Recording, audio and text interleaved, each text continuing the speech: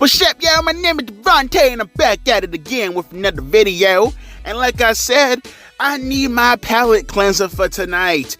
NXT, here we motherfucking go. Here we go. NXT is the best wrestling company in the world. Really brand, because underneath the WWE company umbrella. Let's go. Anything worth talking about today in the news? Not really. I think I've seen something about Tony Khan talking about revealing the video for tomorrow, but that's for tomorrow. Like I said, no more NXT talk until tomorrow. This is about NXT. Did I say NXT? AEW? Whatever. I'm getting my words tongue twisted right now, but who gives a fuck? I'm so excited, I just can't hide it. I'm like Jesse from Saved by the Bell, except that I'm not a drug addict by definition. Let's go down the card for tonight. Roxanne Perez, she's going to cut herself a little bit of a promo. We got Kalani Jordan and Fallon Henley going up against Izzy Dame and Kiana James. Javon Evans, botch, damn, versus Scripps. NXT Women's Championship match with Roxanne Perez versus Natalya. We got the family Stacks and Luca Crucifiano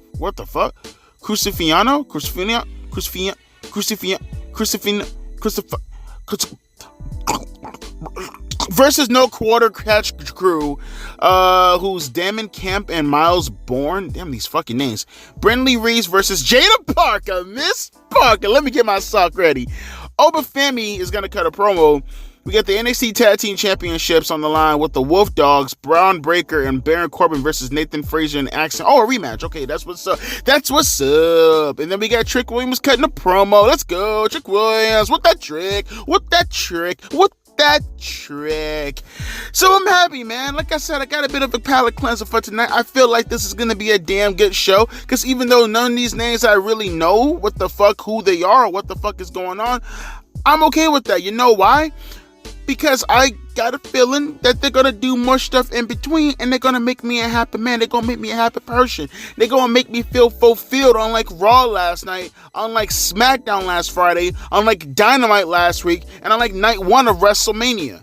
So please, help me out, okay? Help me out. You're like the girl who bends over and gives me all that booty, but she wants to go make a phone call to her sick daddy. And I'm like, but my dick is more important. Can you just drain me real quick? And she's like, Devontae, my daddy is dying. I'm like, but my penis is dying. And then she runs off to go do whatever she has to do with her dying daddy. Whoopee. And then I gotta go jack off now, man. Come on, I'm blue balls over here. What you doing leaving me on stuck like this? See, my balls are more important than the girl's feelings, all right? Just saying. With that being said, though, let's get directly into the show, because, again, I needs my palate cleanser. I had too much gross shit in my mouth all day, and I needs my palate cleanser, all right? All right, let's go. Damn, Jada Parker, she's so bad.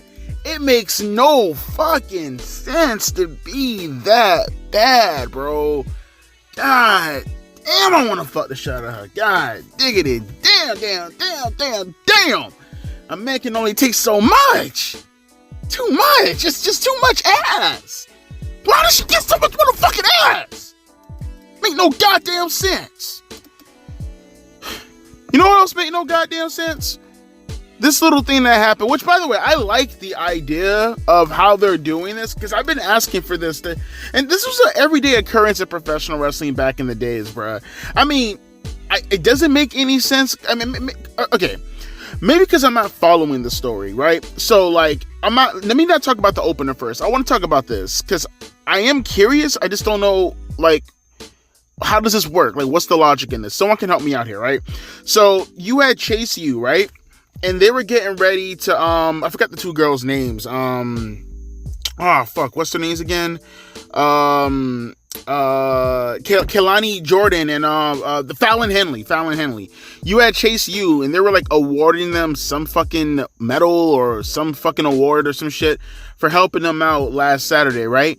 And then you got Thea Hell come out, right? And she's like all excited and shit, and she's all giggity tits about the fact that they won last Saturday. And then Ann came behind them, the Mean Girls, that's what they call them, the JC Jane girl who used to be with Toxic Attraction. And like she's like revealing a secret that happened over the summer last year. Again, it's very interesting to me. I'm just not understanding. So let me see if I understand this logic. Again, someone can break this down to me if I got this wrong. So the guy, right? The guy who runs Chase U, he put a bet on Thea Hale to win a match over the summertime, right? And apparently, I'm going to assume Thea Hale lost the bet because it put Chase U up for bankruptcy, right? And apparently, JC Jane paid off the debt, I'm assuming. Right? That's the story that I'm following here, right? And she tells Thea Hale, because I guess the entire time she was under the impression that, you know, she was doing a good thing, or maybe she never knew that she was the reason why Chase U was bankrupt, or that they were in this whole situation to begin with, right? And she feels like she's a problem, but like, I'm not understanding, because she's like really pissed off that Andre Chase, that's his name, Andre Chase, that he put her in this predicament, that she was the reason why they were up for bankruptcy, and that she was the problem the entire time. Again, this is my first time hearing this story, but like, it's not a good thing to go up for bankruptcy, but that's a good thing that he believed in you so much that he would bet on you, right? Or did he lie to her the entire time, and that's why she's pissed off? But I mean, there should be some type of understanding, right? Like, dude, I believed in you so much that I was willing to place a bet on you. But I guess the moral thing is like, why are you placing bets on me? But he placed a bet on you to win. Like I said, I like the idea of the story. It's just the logic that I'm not following. Like, right? Like he bet on you to win. Like, I understand, maybe he lied to her the entire time, and that's why she's pissed off. But he still bet on you to win. I mean, I would at least, you know, come to the understanding, like, okay, I get it. Like, you liked me enough to put us into this situation. I don't know. Maybe I'm just overthinking this. I'm definitely probably overthinking this entire thing. But it was nice. Now I'd like to see more of this and on the main roster. Of course, NXT does it right. Again, it's just the logic that is kind of fucking with me a little bit. I guess it just comes down to the fact that maybe he just... Sorry, I had hiccups. He just lied to her the entire time. I guess that's the reason why she's pissed off. I don't know. We had an opener too with the new NXT champion Roxanne Perez. She cuts a promo. The crowd tried to, you know, give her the "you deserve it" bullshit chant, but she shut that shit down immediately. She's like, "Don't tell me I deserve it. I wanted those chants last year, and you guys weren't nowhere to be found." So that was pretty good. Nice little heel work. Out came Lyra Valkyria, because apparently she's talking as if she's getting ready to go to Raw or SmackDown during the brand split, or I keep saying brand split, during the draft. And Lyra, it's like, and you know, the fans, because they're such dorks, they're like, you tapped out to a baby face. I fucking hate that shit. It's so, man, I fucking hate that. But regardless though, Lyra, she talked over them. She was like, you're just gonna run off like a little bitch? I want my championship match. Give me my fucking rematch. And, you know, Roxanne, she's talking to her. She's like, you know, it's probably not smart for me to give you a rematch when you're in this kind of shape right now. And she's like, I don't care. I'll take you on tonight. And then the girl, Tatum Paxley, right? That's her name. She jumps over the barricade and she's like, hey, let me be the one to take her on for you. You're not in like correct shape. And Lyra was like, look, I appreciate you helping me out this entire time, and I'm sorry that I yelled at you last week. You know, it was nothing personal, but I can do this on my own.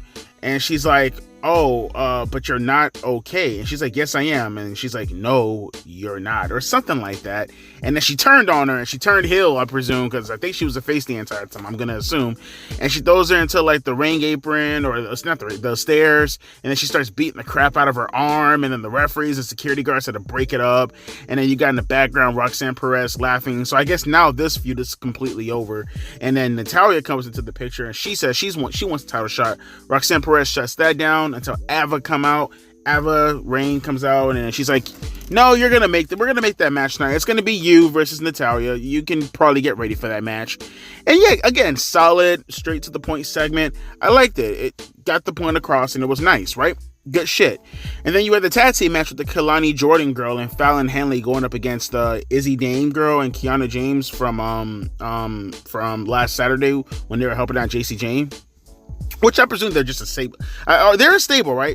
I think Kalani Jordan and Fallon Henley, they were just helping out Thea Hale, right? But I think the Izzy Dane and Kiana James girl and JC Jane, they're actually a legitimate faction, right? I could be wrong, but I think that's how it goes. They had a fun match, solid match. You know, Fallon Henley ended up taking the loss, though. I think Kiana James won the match for them. She hit like some fucking tornado STD, almost an STD, not base. She ended up hitting like the fucking the reverse STO, the flatliner. She like jumped on. She did like a sling blade flatliner. She called it like the 404 or some shit like that. It looked really nice, but she eventually got the win. It was a very short match, but that's the way I like it. And they told a decent story. It was like 4 to 5 minutes. Get the fuck in, get the fuck out. I like that shit within my matches. Good shit. In and out. And right now we got this guy named Scripps. Is that Reggie? That's the old acrobatic guy, Reggie, right? The dude who was with Sasha Banks or feuding with Sasha. Actually, no, I think he was with Carmella. And he was helping out Carmella with Sasha Banks a couple of years ago during the whole COVID shit. Is that him? I think that's him. It looks just like him. Well, he's about to have a match right now with this guy named Scripps, which I'm watching that match right now as I'm talking to you guys. Yes, I multitask. I can also jack off and I can pussy it at the same time. That makes me base. That makes me a stud muffin. That makes me a base stud muffin god. I can jack off and I can fuck your girl in the ass at the same time. Wait, I meant to say eat pussy. No, see, I fucked up. Damn, I'm not a stud anymore. With that being said, and with that being done, let's continue on with the show. Jack off in your girlfriend's asshole. Boom, that's what I meant to say. Okay, let's keep going now. Fuck, if this kind of sucks now saying it out loud like that, right? Fuck, let's just continue on with the show. Damn. Man, I can't stress this enough, man. This is such a breath of fresh air. This type of booking is such a breath of fresh air. Everybody has a purpose, bruh. Like, I swear, everybody has a purpose. Why do they not copy this format in every fucking promotion?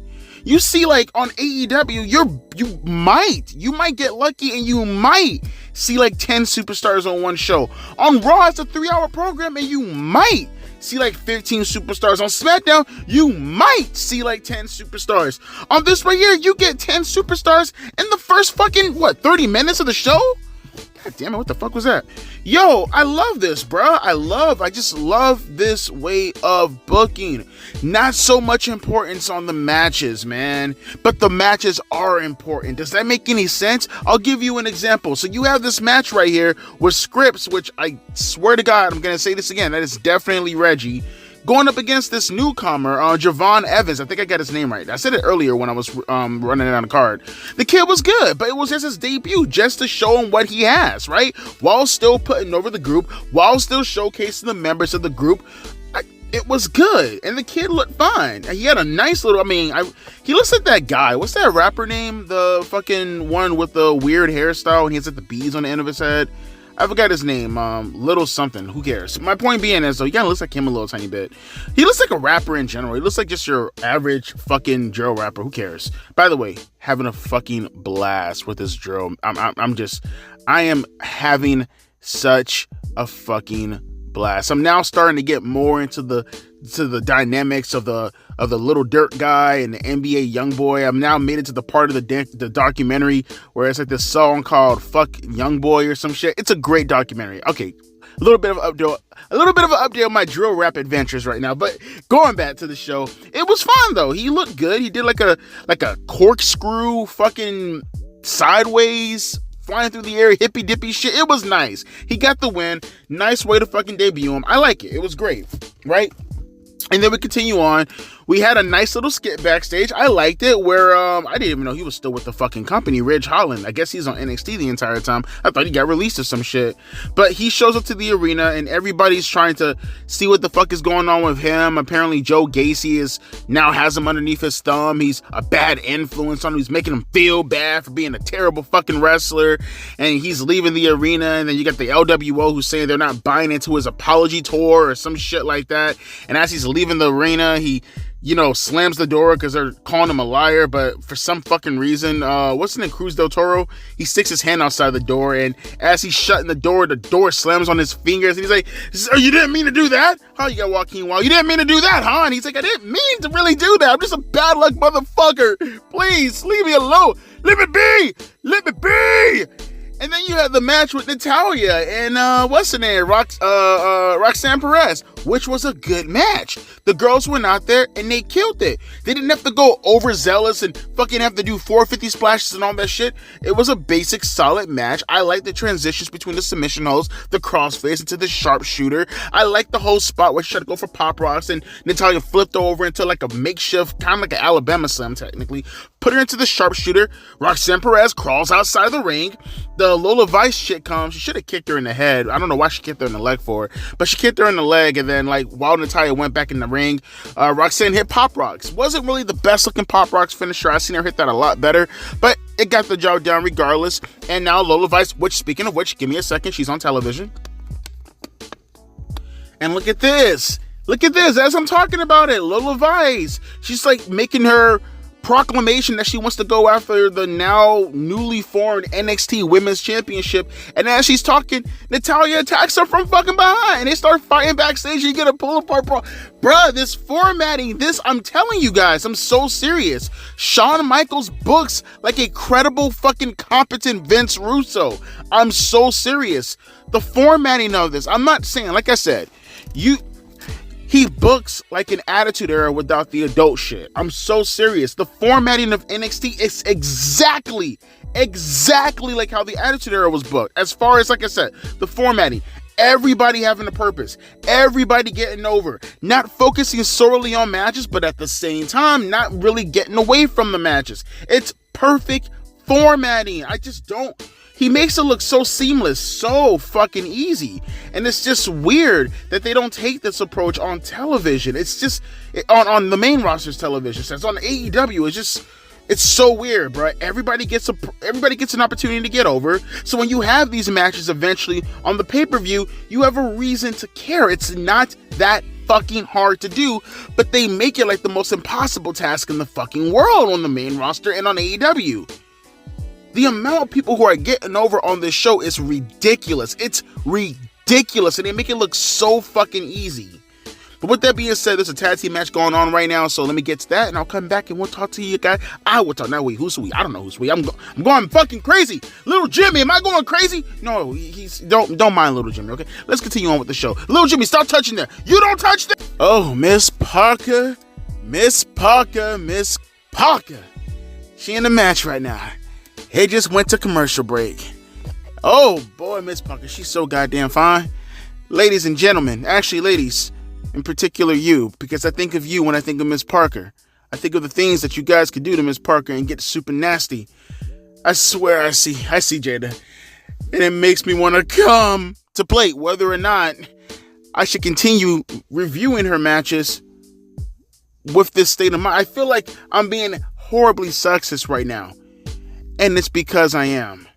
But it's the good kind of sexist. You know what I mean? It's the kind of sexism that you will want. My penis. That is all.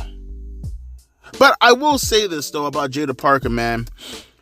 If she can just give me an opportunity, just one opportunity, to look at my dick, Shinari, I will tell her the meaning of getting over is what she's currently doing at the moment. With that ass. Assumptions. Guys, get your minds out of the... Let me stop, bro, man. Because I can see already y'all got y'all minds all up in the fucking gutter right now. Yo, Regal's son, I don't know the name of the group, the Catch Quarter fucking Fallacy, whatever the fuck their names are. They had a match against the family, what's his name's group, Tony D'Angelo's group. Fine match. I would like to have seen Tony D'Angelo, a little bit of a follow-up on what the fuck was going on with that whole little spiel. But, it's okay, that's fine. I'm cool with that. I will say though, was it just me? Am I tripping? The family, did they just do the Shatter Machine? Is that their finish? Don't do that. That's so embarrassing. Maybe I seen it wrong, but I swear to God, I seen them do FTR's Shatter Machine. That's embarrassing. Don't do that to yourself. I hate when wrestlers do that. I hate when anyone does that. Don't blatantly rip off something from somebody when they're currently using the move and it was theirs to begin with. Don't blatantly rip off people, period, when they're currently in use of doing it. It's one thing if they're retired or they're dead and you're doing it within a tribute.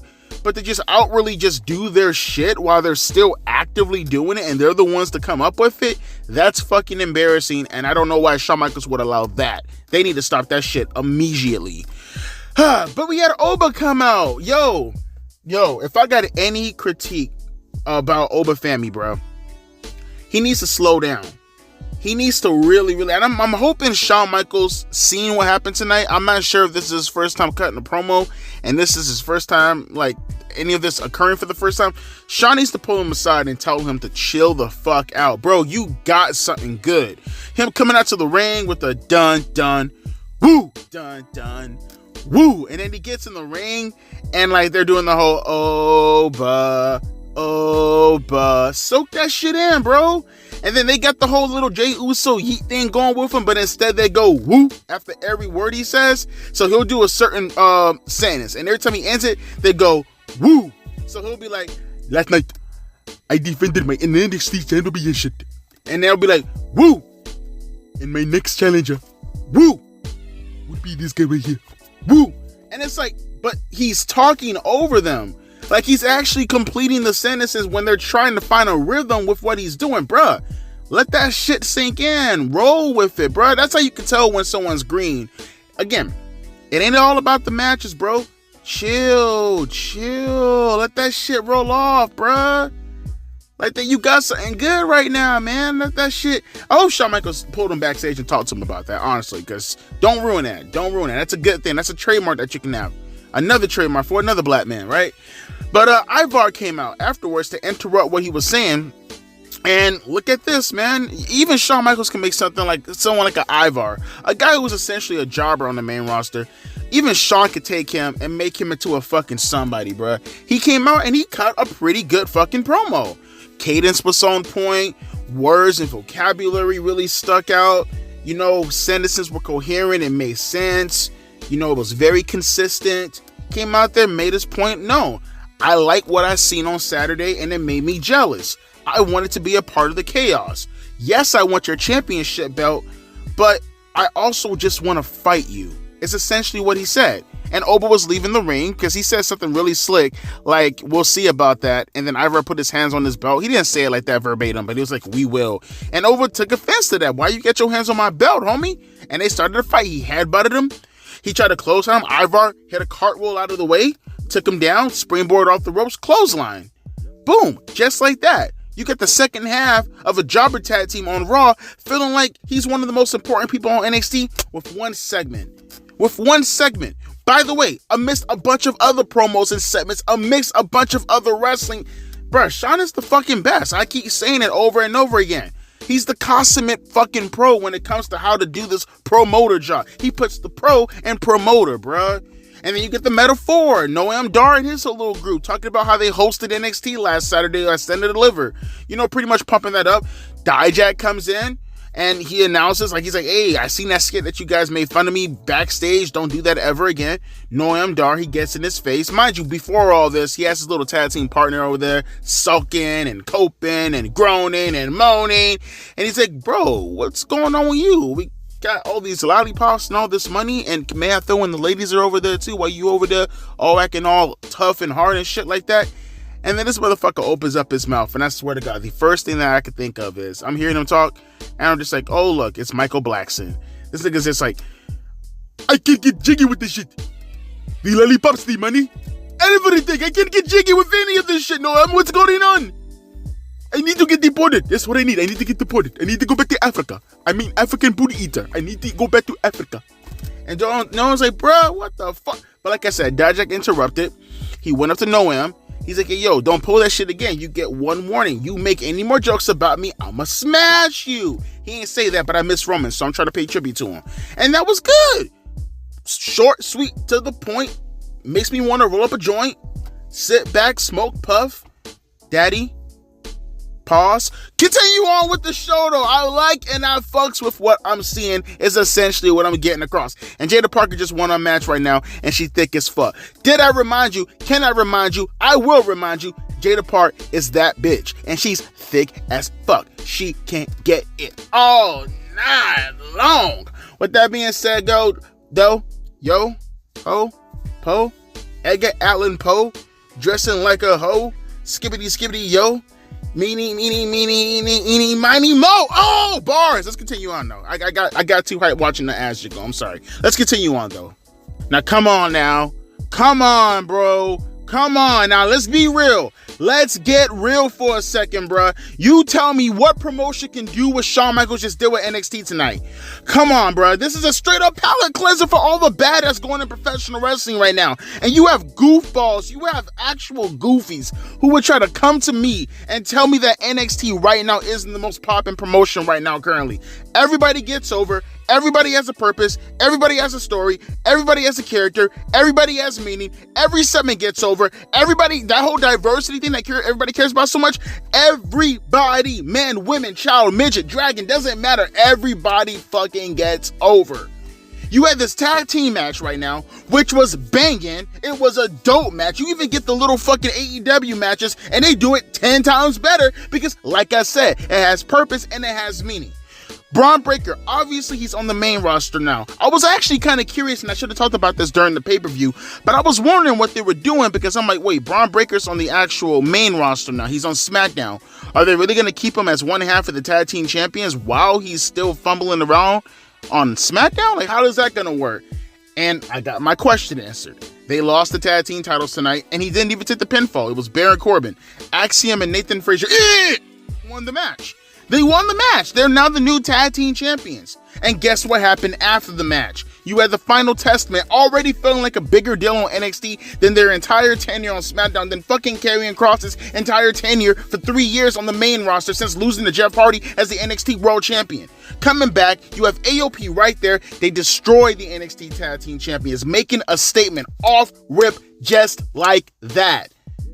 Come on now, bro. Make it make sense, man. Even the final testament get over as hard on NXT as they can do on the main roster. But y'all want to sit here and tell me that Triple H is... Get the fuck up out of here, man.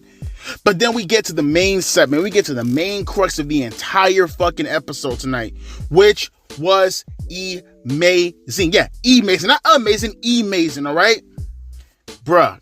And by E, I mean excellent. You don't get the play on words, the double entendres. No, you don't, because I said that in my own mind. I said that in my own head. Whatever. My point being is, continuing on. You had Trick Williams come out.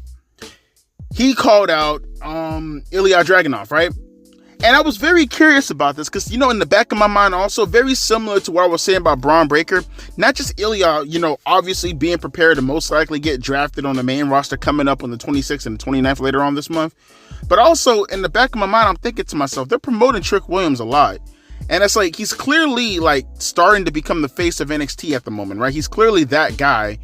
And I'm like, man, it feels weird knowing that Ilya Dragunov is the world champion, but all the focus is on, Trick Williams. I'm like, damn, this whole segment has to be building up to a championship match between Trick and Ilya, because it just doesn't make any sense to me. There's no way you can have a guy this over as your face of the company currently at the moment while having somebody else cosplay as the world champion, right? Because that's what it is essentially. When you got a guy bigger than the world championship belt and he's a full-time wrestler, then it makes absolutely no sense as to why he shouldn't be champion.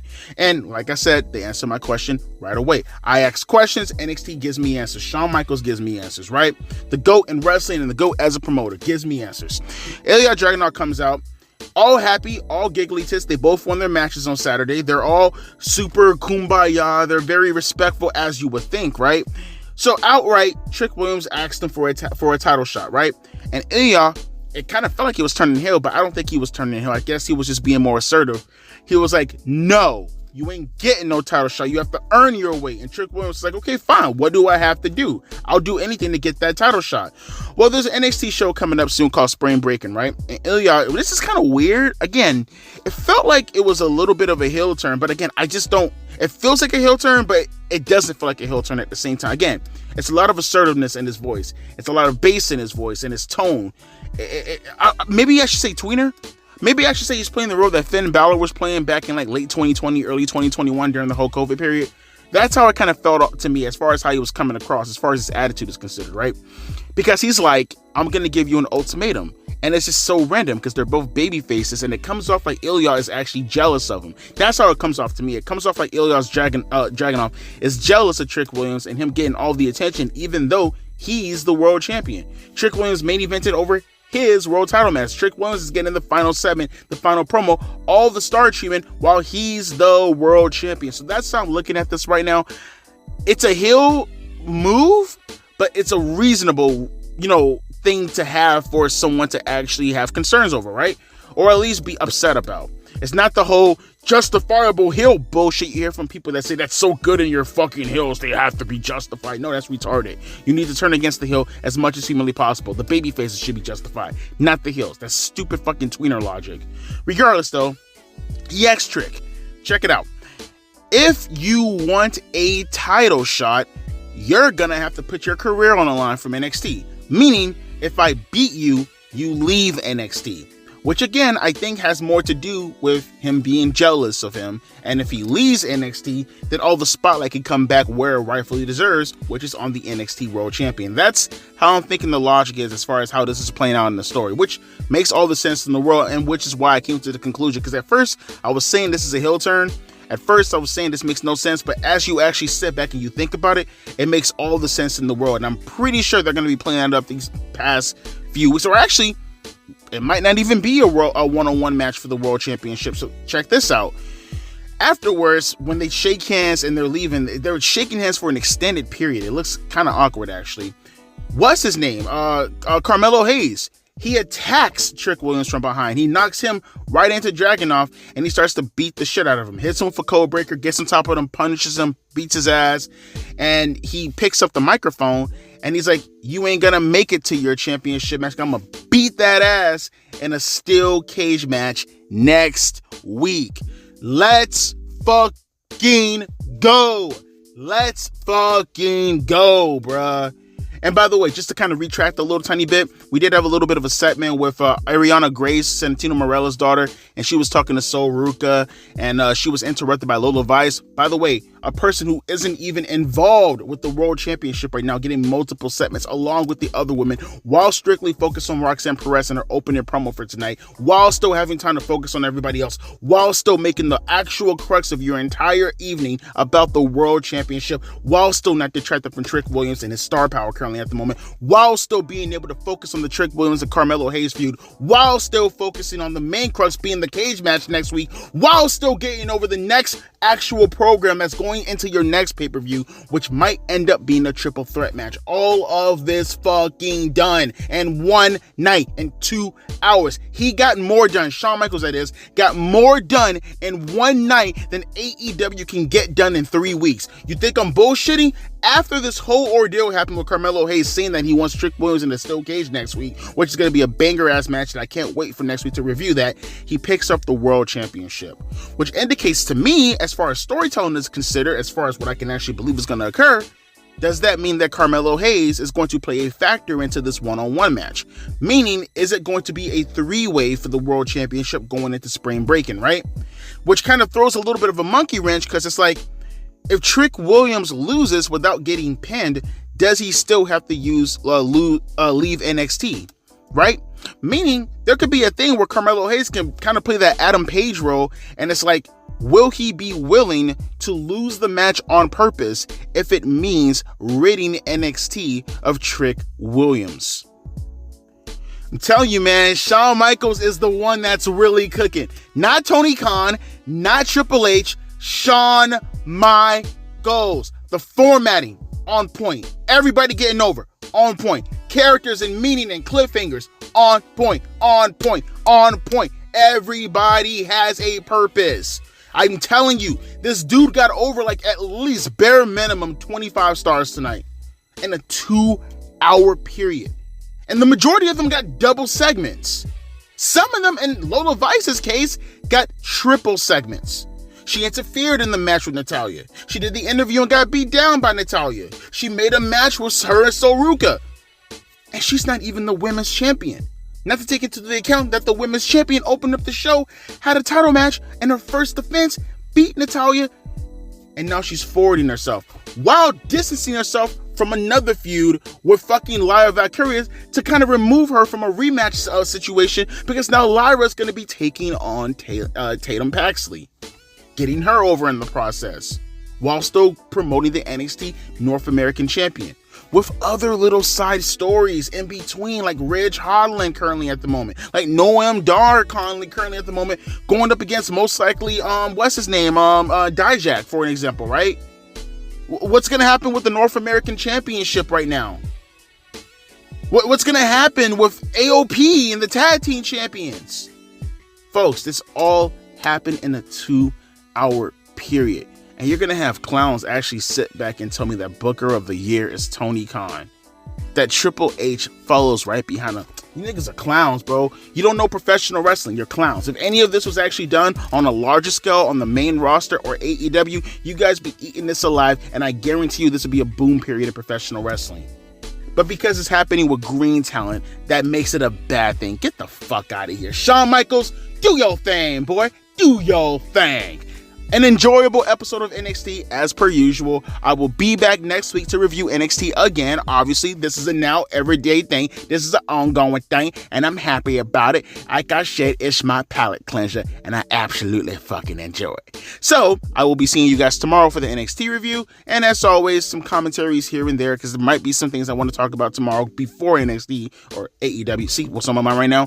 And don't forget, next week, I will be reviewing NXT. Just a little bit of a reminder, one more time. And yeah, that's about it. So let me know your thoughts down in the comment section below. Hope you enjoyed the review. I know you did, because I'm fucking Devontae, and you enjoy everything that I do. Don't believe me? Go look in your bed. That white substance, that's not your toothpaste. That's not your toothpaste. And your mom laying there with all that little white substance all over her body, let's just say that's not snot, and she's not sick. She's not sick. Oh, she's sick, all right. Oh, she's sick, and that's snot, all right. She's sick of the dick. Snot on my dick. Okay, no more of this bullshit. Okay, out of here. Deuces, P. Eyes.